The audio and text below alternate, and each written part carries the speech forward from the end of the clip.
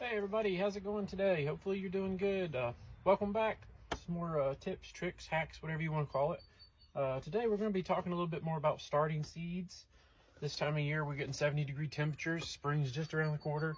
People are starting a lot of seeds these days. So we're just going to talk a little bit about what we do and have done in the past. And then kind of a DIY at the end. We'll talk a little bit about an easy DIY method, something easy to do with your kids. Generally, a lot of people will use your standard, these are just seed starting trays. These are plug trays here. This is really good for things like, hardy, more, woody plants. Something kind of like, these are a few raspberry starts that we just reused one of these containers. They do really well. They start really well and root. That's another option. We also have your regular seed starting trays. This is a plug tray. A lot of times you'll see people use these. Every individual cell, you can put different seeds in there if you wanted to. It does come with a cover you can put in there, and kind of gives you that greenhouse effect. These do wear out over time. They are plastic. They're a little bit on the cheaper made side, and they will wear out, but they do work well and they serve a good purpose. The thing that we actually kind of wanted to talk to you more about today was some easy DIY options. These are things that you can readily accessible. You can get pretty much any day of the week. You might actually have on hand already, and it's an easy way to start some seeds. First off, we've got a regular egg tray. This is an egg carton. This is your standard egg carton. You could be paper, it could be these styrofoam ones here, and they work great. You can poke a little hole in the bottom of the carton, so each one of the cells, you can fill them full of dirt.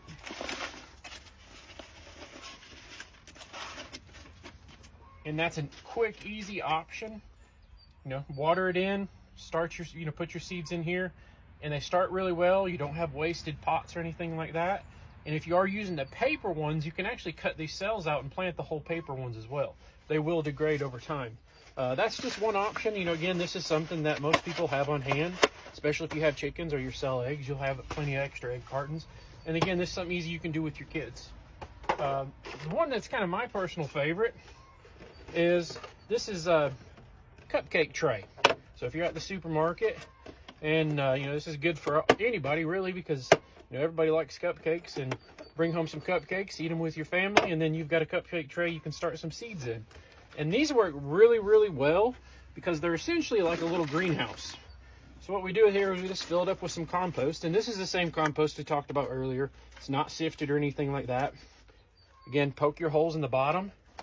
You can start your seeds in these individual cells, and then water it in, and you close the lid.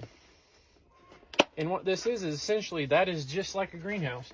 And this is something like, if you go to buy at a, big box stores or some of your Tractor Supply stuff, they will sell these, and they are quite pricey. Again, you can start 6 plants in here, and these are reusable. We've reused some of these for several seasons, and they work really well. Hopefully you found that useful. Maybe you can put that to use. I encourage you to kind of get out and plant some seeds. There are all kinds of seeds these days. They're readily available. You can get them pretty much anywhere. Even the Dollar Tree will have seeds. And we store ours in these little binders. And this is flowers, a few different types of flowers. We also have some for, vegetables. Obviously, these are vegetables here. Different kinds of vegetables. And these are your standard trading card packs. You can get the 4x6 photo ones, and they'll probably work a little better because they're a little larger. But I generally just fold the pack over, because sometimes I won't plant the whole pack anyway, so I fold it over to close it, so it slides it right in there. But again, this is a real easy way to store your seeds, and you can keep these on hand. You can generally get binders for cheap. But yeah, I just want to kind of get on here and talk to you a little bit about some of your options to start seeds this time of year. Again, this is my favorite, these little cupcake trays. You can set this on a windowsill, and you can start, a few seeds inside. It's a great thing to do with your kids. Maybe it'll spark an interest in them. Maybe they'll get into plants. Not many people are doing that these days. But I do hope that you enjoyed this and maybe found it useful, and have a good day.